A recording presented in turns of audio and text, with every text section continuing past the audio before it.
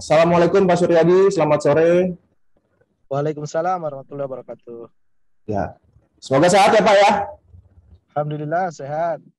Ya, Pak ini kami dari Suara Pemerintah ingin bertanya ke Bapak berbincang-bincang sekitar 10 sampai 15 menit tentang personal branding bagi anggota legislator, Pak.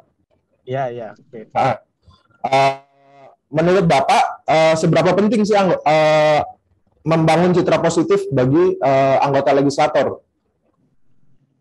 Ya, tentu kalau citra positif bagi seorang anggota DPR atau legislator menjadi suatu yang sangat penting ya, karena untuk bisa menjadi anggota DPR kan harus punya dukungan publik. Nah, untuk didukung oleh publik harus punya citra yang positif. Ya, tentu saja bukan cuma citra, jadi harus memang benar-benar bisa dibuktikan bahwa citranya itu juga kurang lebih sama dengan kenyataannya.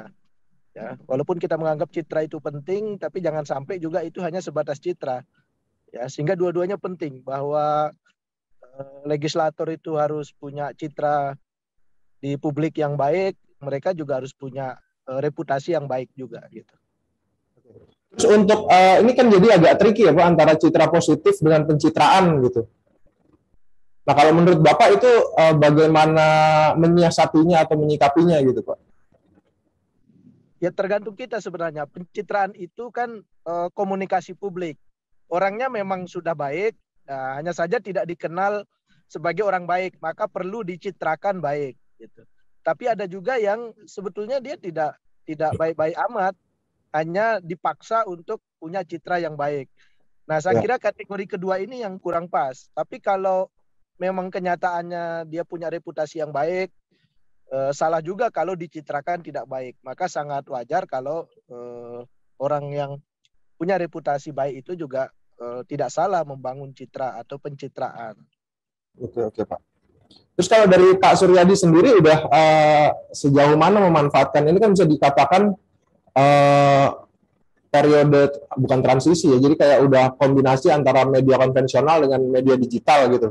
Nah, kalau dari Pak Suryadi sendiri sudah sejauh mana memanfaatkan media sosial untuk berkomunikasi dengan eh, apa namanya konstituen di dapil-dapil? Ya alhamdulillah sih saya relatif cukup intens ya menggunakan media sosial untuk mensosialisasikan aktivitas sebagai anggota DPR maupun juga sebagai orang yang hidup di tengah-tengah masyarakat. Hmm. Dan kita cukup terbantu. Artinya bahwa kita menjadi wartawan bagi kegiatan kita dan publik bisa mengetahui secara cepat gitu dengan adanya media sosial ini. Sehingga saya secara pribadi juga merasa sangat bermanfaat ya, bagaimana berkomunikasi dengan konstituen agar mereka tahu apa yang kita lakukan. Demikian juga sebaliknya, melalui media sosial mereka bisa menyampaikan aspirasi. Sehingga kita juga punya media untuk komunikasi timbal balik antara wakil rakyat dengan rakyat yang diwakili. Ya. Ada kendala nggak Pak selama menjalankan aktivitas di media sosial dari Pak Suryadi sendiri? Pengalaman saya sih sejauh ini belum ada kendala. Hmm.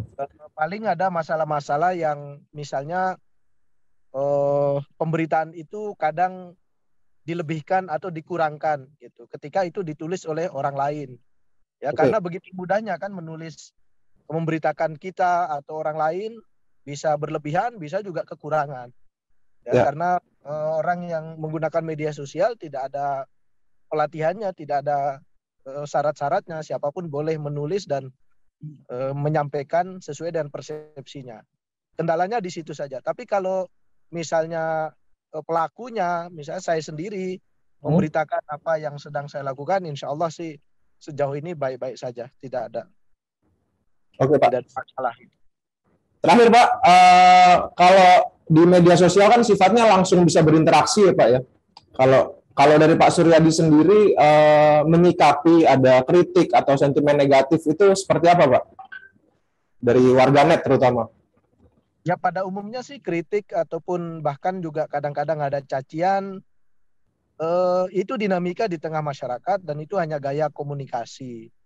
Ya, saya kira prinsipnya kita jangan baperan dan tidak semua juga harus ditanggapi karena bisa jadi itu orang yang mungkin tidak mengerti masalah tiba-tiba memberikan tanggapan yang katakanlah bernuansa